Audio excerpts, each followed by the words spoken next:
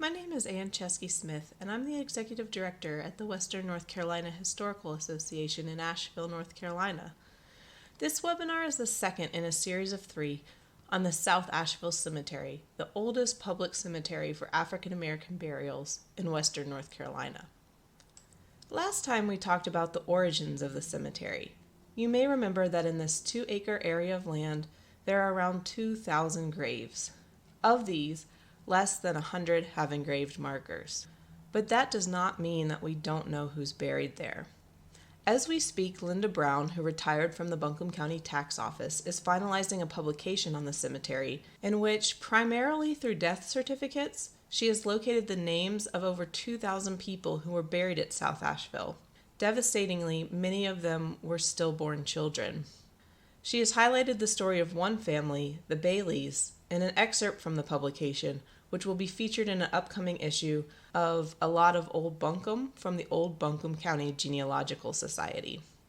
At the Western North Carolina Historical Association, we have also been researching the people who were laid to rest at the South Asheville Cemetery, but we took a different approach, starting with the earliest records we have, which note the names and some of the family relationships of the people who may be buried there. The South Asheville Cemetery was founded in the early 1800s as a burial ground for people who had been enslaved by the Smith family, the first family to live in what is currently known as the Smith-Mcdowell House, a circa 1840s brick mansion that is now home to the Western North Carolina Historical Association.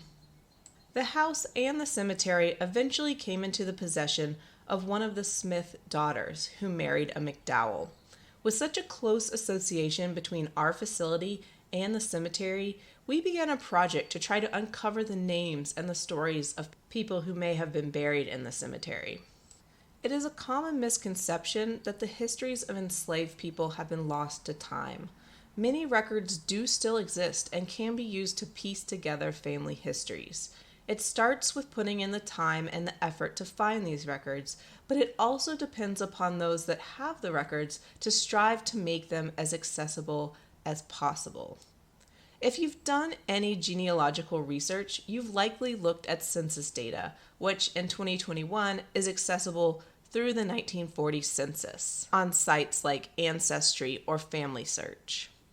However, enslaved people were not referred to by name in the U.S. Census, so though we have records of the number of people who someone may have enslaved during a census year and their ages and sexes, we don't know their names, occupations, or family relationships. For instance, according to the census in 1850, the Smiths enslaved 44 people, 30 who were male and 14 who were female, and they were between the ages of 1 and 66 years old. Smith also had an agent who enslaved an additional 22 people. But what we do have is the last will and testament of the Smith patriarch, which lists the names of most of the people he enslaved between 1850 and his death in 1856. Working from this document, we are able to begin to trace the lives of those he enslaved as well as their ancestors and their descendants. In his will, Smith bequeaths by name people to his children. He sometimes identifies their occupation and or their family relationships. In an 1854 addendum to his will, Smith writes, "I give to the said Sarah L. Mcdowell, a Negro woman Rebecca, and her child Charlotte, which I purchased of William W. Mcdowell and placed in her possession." Though at first glance this seems like relatively little information, there's more here than it might seem. Here's what we know from that statement. Rebecca is Charlotte's mother. Charlotte is likely relatively young, as Smith refers to her as a child. If she were older and more independent, she likely would not have been paired with her mother. We also know that Rebecca and Charlotte may have been purchased between this 1854 amendment to Smith's will and his previous amendment, which was in 1851, as he had not referred to either a Rebecca or a Charlotte in any previous versions of his will. So why would Smith have placed Rebecca in the possession of his daughter, Sarah Mcdowell? One reason may have been that Rebecca's husband, Charlotte's father, was enslaved by the Mcdowells, Because children took the status of their mother, it would have been in Smith's financial best interest to allow Rebecca to reside with her husband. Each child that Rebecca gave birth to would increase Smith's wealth. Let's follow that thread for a moment. Could Rebecca have married a man enslaved by the Mcdowells? One incredible resource that we now have digital access to is the Buncombe County Register of Deeds, which includes digitized cohabitation records. In 1866, formerly enslaved people had to register any marriages that had occurred while they were enslaved to make these marriages legal in the eyes of the government. If we search the cohabitation records, we find 3 Rebeccas in Buncombe County. One, who has no last name listed, has been married to a man named James Mcdowell since 1842. Is this the same Rebecca? Possibly. It was fairly common for a formerly enslaved person to be referred to by the last name of their former enslaver, even if they had a different last name at the time. So let's keep digging. The first census that names people who were once enslaved is the 1870 U.S. Census. If we search for a mother-daughter relationship in the 1870 Buncombe County Census, we find one African-American family with a mother named Rebecca and a daughter named Charlotte. And guess what Rebecca's husband's name is? James. But their last name is not McDowell, it's Bailey. This still feels like a thread we need to follow. In the 1870 census, Rebecca is listed as 44, James is 54, and Charlotte is 20, which would put Charlotte's birth date around 1850, which fits well with our assumption that she was likely quite young when Smith wrote her into his will in 1854. James is working as a brick mason, Rebecca is keeping house, and Charlotte is working in a home as a domestic servant. If we keep tracing the Baileys, we find them again in the 1880 census, living on South Main Street, as well as in the Asheville City Directories in the 1880s. In 1884, the McDowells sold over 11 acres of land to a James and Rebecca Bailey not far from the Smith McDowell house. This land is on Mcdowell Street. This connection between the families begins to cement in my mind that Rebecca and Charlotte Bailey are the same Rebecca and Charlotte who were once enslaved by the Smiths and the McDowells. Around the same time that they sold land to the Baileys, the McDowells, who were in debt, also sold the Smith McDowell house, and they moved to South Main Street. Rebecca and Charlotte again appear in the 1900 census, but Rebecca, now 75, is listed as a widow. It's important to note that most of the 1890 U.S. Census was lost in a 1921 fire, so one of the best records we have of people in Asheville during that time period is the Asheville City Directories, another resource that is available digitally. The last directory that we see James Bailey listed in is 1887. So we don't know specifically when he died, but it is possible that he is the James G. Bailey who has the engraved marker with the earliest date of death in the South Asheville Cemetery. It's more likely, however, that his headstone is this of James Bailey Sr., who died at 80 years old in 1896. After James's death, Charlotte and her mother continued to reside on Mcdowell Street. Charlotte even purchased a 1-acre parcel of land from her parents for $5 in 1889.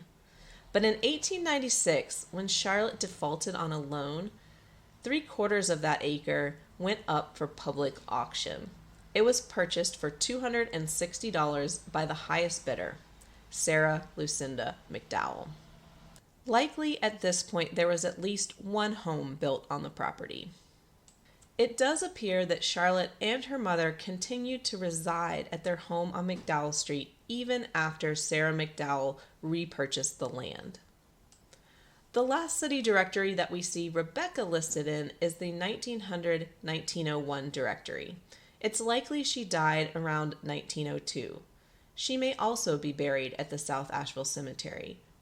The gap of about 15 years between Rebecca and James's death may also explain why James's grave is marked but Rebecca's is not. By the time of Rebecca's death, the Baileys appear to be in a more dire financial position. There are several other Bailey family members with engraved markers at South Asheville, all who died between 1886 and 1888.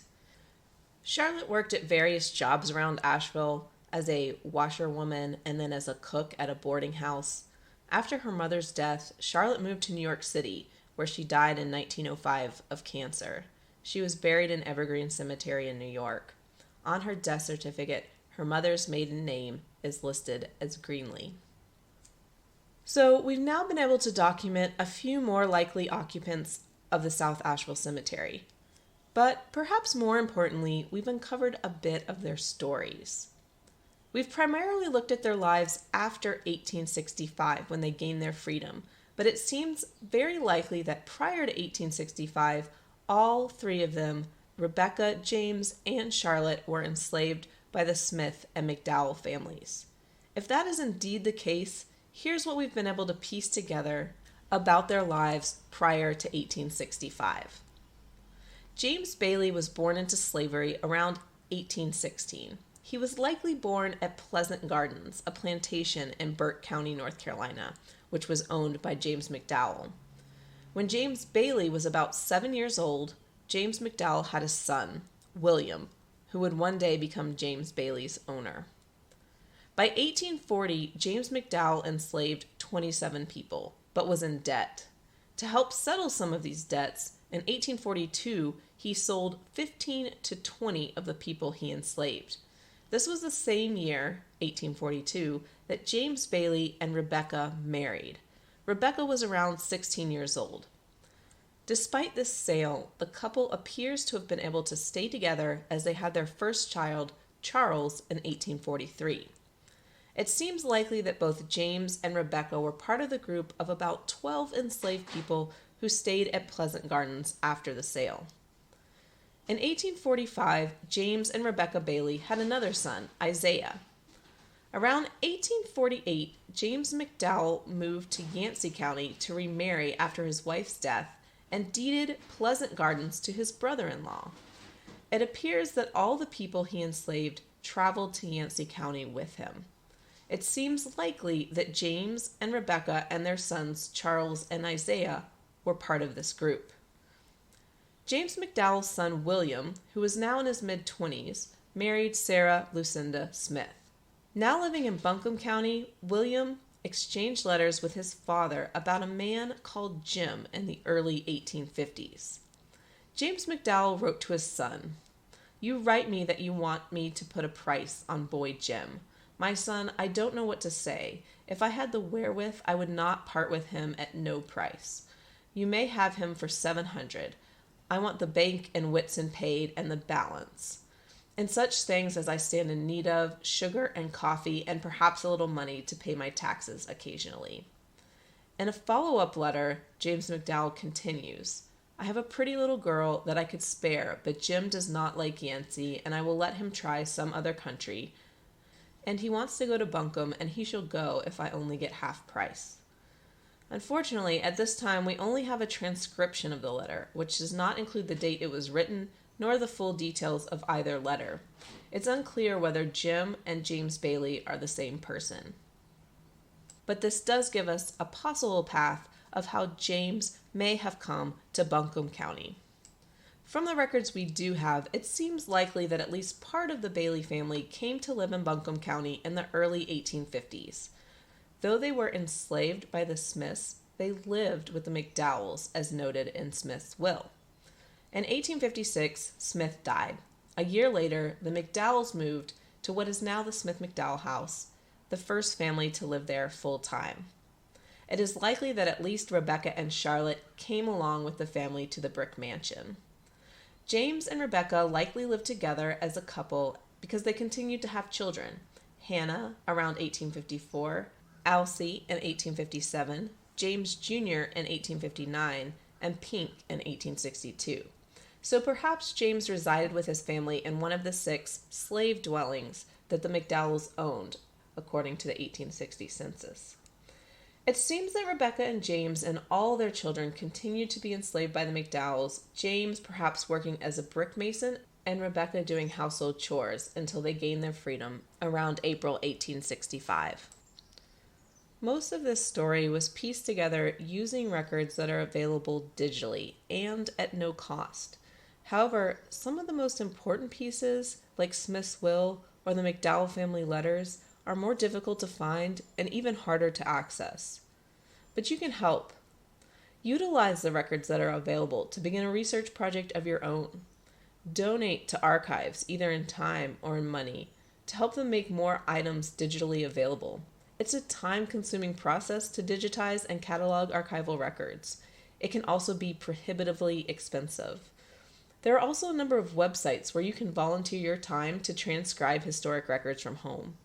Computers can do some great things, but reading old-timey cursive handwriting is not yet one of them. To find out more about the South Asheville Cemetery, visit southashevillecemetery.net. And to find out more about the Western North Carolina Historical Association, visit wnchistory.org. In the final webinar of this series, we'll look at the closing of the cemetery in the 1940s and what's been happening at the cemetery since it closed.